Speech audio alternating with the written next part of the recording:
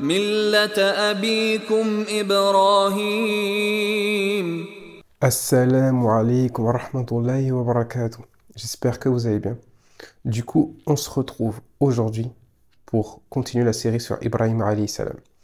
La dernière fois, on a vu que Ibrahim alayhi salam a cassé les statues dans Surat As-Safa. Maintenant, on continue dans la confrontation entre lui et son peuple. On va donc voir ici la confrontation entre lui et son peuple d'un nouveau point de vue. Dans ce passage, il n'est pas fait part du fait que le peuple va se rappeler qu'un enfant, qu'un jeune homme avait dit qu'il allait détruire les statues. On a directement la confrontation où Ibrahim va dire Adorez-vous ce que vous-même vous sculptez. Cette phrase est très puissante et on peut en tirer plein de leçons. Adorez-vous ce que vous sculptez vous-même. Les humains peuvent tomber amoureux des choses qu'ils construisent eux-mêmes au point d'en faire des divinités. Et qu'est-ce que ça veut dire de les adorer, d'en faire des divinités? Faire que Allah soit notre divinité, c'est-à-dire que c'est Allah qu'on aime le plus, et il n'y a rien qu'on aime plus qu'Allah. Il n'y a personne auquel on obéit dans la désobéissance à Allah. Et il n'y a rien en quoi on a plus confiance que la confiance qu'on place en Allah. Et une des grandes implications d'adorer Allah, c'est que notre objectif suprême, au-dessus de tous les autres objectifs, c'est toujours de plaire à Allah. Alors que parfois, nous, ce que nous faisons, nous le mettons en priorité. Par exemple, ceux qui sont auto-entrepreneurs, qui ont leur propre business, ils vont avoir toujours l'argent, ou même pas l'argent, leur commerce en tête. Ce qu'ils doivent faire. Ils ne peuvent pas prendre de vacances parce que même en vacances, ils pensent à leur business. Et c'est ça, la chose en priorité dans leur tête. Donc d'une certaine manière, ils ont fait de quelque chose qu'ils ont créé eux-mêmes la priorité devant Allah. Si on dit que Allah c'est notre divinité, c'est que dans toutes les circonstances, c'est lui la priorité. Et donc, on doit tous faire attention à cela. Qu'est-ce qu'on met en priorité dans notre vie? Car c'est une indication de qu'est-ce qui est une divinité pour nous. Et comme Allah le dit dans le Coran, dans le sens du verset, celui qui poursuit quelque chose est aussi faible que ce qu'il poursuit. C'est-à-dire que si ton objectif dans ta vie c'est quelque chose de fragile, et bien alors toi-même tu es fragile. Si par exemple ton objectif dans ta vie c'est de te marier avec une certaine personne, si tu n'arrives pas à avoir cet objectif, tu vas tomber dans une très forte dépression, dans une tristesse très profonde. Il y en a, leur objectif c'est d'avoir un certain métier, une certaine carrière. Et s'ils n'arrivent pas à avoir ces objectifs, ils vont tomber dans une dépression, dans une tristesse profonde. Pourquoi cela? Parce qu'ils ont mis les objectifs comme des divinités. Ils n'ont pas placé Allah en priorité, mais ils ont mis d'autres choses en priorité. Ça pourrait être l'image d'un montagnard qui escalade une montagne. Les montagnards, je crois qu'ils ont ce qu'on appelle un crochet pour monter. Si l'endroit où ils accrochent leur crochet n'est pas stable, alors ils vont tomber. C'est la même chose. Le musulman s'accroche à Allah. Et il n'a rien de plus stable et de meilleur objectif qu'Allah, car il sait qu'il ne sera jamais lésé s'il met en priorité Allah dans sa vie. Mais s'il met autre chose, il est comparable au montagnard qui a pris une mauvaise prise et qui va tomber car il s'est accroché à quelque chose de fragile. Et donc il faut faire très attention aux objectifs, surtout aux objectifs de normes, les objectifs pour être comme tout le monde. Mon objectif à 30 ans, 25 ans, être marié. Mon objectif, avoir 3 enfants. Mon objectif, réussir ce diplôme. Mon objectif, avoir ce métier. Mon objectif, vivre dans tel pays. Tous ces objectifs ne sont pas mal en soi. Mais ce qui est mal, c'est quelle importance on leur donne et est-ce qu'on leur donne plus d'importance que Allah. Ainsi, la question qu'on doit se poser, c'est quoi mon objectif ultime dans ma vie en ce moment? Est-ce que c'est toujours Allah ou j'ai placé quelque chose d'autre devant lui? Est-ce que j'ai placé mon business, comme je le disais, mes études ou autre chose? Ne jamais oublier la priorité et l'objectif ultime, satisfaire Allah. Car celui qui a juste pour objectif la satisfaction d'Allah, des choses positives vont venir et vont partir, des choses négatives vont venir et vont partir, cela va l'affecter, mais cela ne va pas le détruire. Car sa foi va rester et l'aider à rester ferme et stable. À l'époque d'Ibrahim alayhi salam, ils sculptaient leurs statues et en faisaient des divinités, nous, on sculpte des objectifs et il faut faire attention à ne pas en faire des divinités pour nous aussi. Et les adorer au-dessus d'Allah, en faire des objectifs plus grands que l'objectif de satisfaire Allah. Cette chose-là peut même nous toucher quand on fait des bonnes actions. Et c'est un des pièges de Shaitan dans lequel il ne faut absolument pas qu'on tombe. Par exemple, je veux construire une mosquée pour faire du bien, pour que les gens aient un endroit pour prier. Mais au bout d'un moment, mon attention change. Et en fait, je veux que ma mosquée soit plus grande que celle des autres. Je veux juste la compétition pour la compétition. Je veux avoir une mosquée pour qu'on se rappelle de moi. Et donc l'objectif qui était pur, l'objectif qui était Allah de base, aider les gens à pouvoir prier, peut changer. Et donc, on doit faire toujours attention à quel est mon véritable objectif derrière ce que je fais, afin de ne pas tomber dans le piège de se construire ses propres divinités, ses propres adorations. Car ce qu'on peut faire pour Allah au départ, on peut le faire pour notre ego ensuite. Par exemple, un autre exemple, un médecin qui veut aider les gens. Son objectif est très noble, ce qu'il veut, lui, c'est aider les gens, leur être profitable. Il construit un hôpital. Et peu à peu, son ego vient en jeu et maintenant, ce qu'il aime, c'est qu'on le reconnaisse comme un directeur d'hôpital, comme quelqu'un de connu, d'influent. Et si un jour, il perd son hôpital, il va être désespéré. Alors que celui qui avait juste pour objectif d'aider Allah, même si il construit un hôpital et que cet hôpital est détruit, il aura toujours la force et l'énergie d'aider les autres, car il aura toujours son savoir et la possibilité d'aider les autres.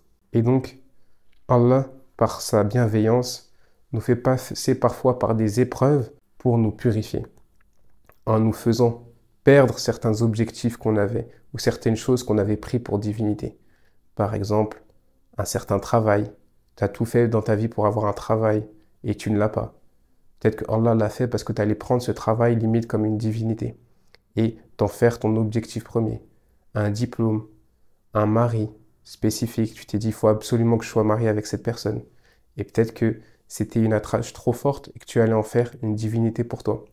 Et donc parfois, Allah nous sépare de certaines choses pour qu'on se rende compte de l'erreur dans laquelle on allait tomber et nous purifier notre cœur, et pour purifier notre cœur. Et c'est d'ailleurs une des histoires qu'on a dans Surat Al-Kahf avec le voisin qui a 2 jardins. Il était tellement attaché à son jardin que ça en est devenu une divinité pour lui. Au point où il dit « Ya laytani lam ushrik bi rabbi ahad » si seulement j'avais rien associé à mon Seigneur.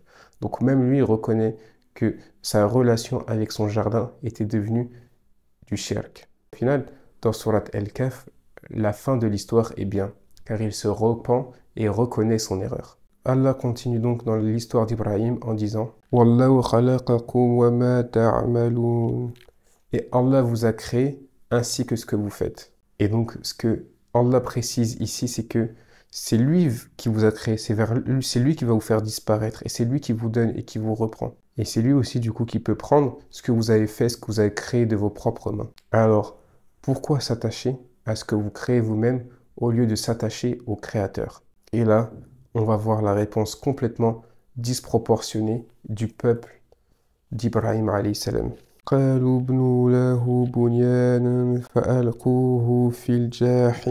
Ils ont dit, construisons pour lui un grand monument, une construction, et jetons-le dans Al-Jahim, jetons-le dans le feu. Ce retour à la réalité énerve tellement le peuple d'Ibrahim alayhi salam qu'ils vont faire un événement, une chose spécifique pour lui. Construire un monument qui sera fait pour le brûler, afin qu'il soit une démonstration qu'on ne remet pas en cause ses divinités. Ainsi, une des sagesses qu'on comprend ici, c'est que un des résultats d'être ferme sur la vérité, c'est le déclenchement de grandes violences de la part de ceux qui refusent d'accepter la vérité. Leur réponse, c'est de lancer Ibrahim alayhi salam dans le feu et d'en faire un exemple. Allah continue en disant Ils ont voulu manigancer, comploter contre lui, et nous avons fait d'eux les plus bas. Il faut bien comprendre que pour eux, le véritable châtiment et la véritable vie, c'est ici-bas. Ainsi, le pire des châtiments pour eux, c'est Al-Jahim, c'est le feu ici-bas, de brûler quelqu'un ici-bas. Jahim vient avec sa racine d'un mot qui désigne l'œil d'un prédateur, par exemple un tigre ou un lion, quand il est sur le point d'attaquer sa proie. Ainsi, on comprend que c'est une flamme qui fait peur, qui est rugissante et qui est agressive, dans laquelle ils veulent lancer Ibrahim alayhi salam. Tout ça pour faire un exemple de lui et que ce qu'il fait ne se reproduise plus. Allah passe directement à la suite en disant وَقَالَ إِنِّي ذَاهِبٌ إِلَّا رَبِّي سَيَهْدِينِ. Il a dit, certes sans aucun doute, je vais vers mon Seigneur et il me guidera. Et donc, encore une fois, on voit la confiance absolue d'Ibrahim alayhi salam en Allah. Et à quel point il souligne pas ce qu'il quitte, mais où il va. L'important, c'est pas ce qu'on laisse derrière quand on s'accroche à Allah, mais l'important, c'est notre objectif, vers où on se dirige. Car si je le fais avec la certitude et pour plaire à Allah, il n'y a aucun doute qu'il me guidera. Cette phrase est une phrase primordiale que tout musulman doit incarner et dont tout musulman doit s'inspirer, car c'est une vraie introspection. Quel est mon objectif dans ma vie? Et est-ce que je suis prêt à laisser les choses derrière moi et à me concentrer uniquement sur mon objectif quand mon objectif c'est Allah? Car il y a des choses qu'on connaît tous et qu'on sait tous qui nous éloignent d'Allah. Mais est-ce qu'on les délaisse et comme Ibrahim, on place notre confiance en Allah en espérant qu'il nous guide, en avançant et en avançant sans regarder en arrière. Nos addictions, nos mauvaises habitudes, comme Ibrahim alayhi salam, nous devons essayer de marcher dessus pour nous diriger vers Allah et placer ma confiance en lui, car je sais que si je fais ce qu'il aime, il me guidera. Ibrahim alayhi salam continue ensuite après cela avec une invocation. Rabbi habli minas salihin. Mon Seigneur, donne-moi parmi des gens droits, des gens pieux. Certains exégèses ici expliquent que la demande d'Ibrahim alayhi salam inclut donc une demande d'enfant pieux, une descendance pieuse. Mais ce n'est pas exclu à ça.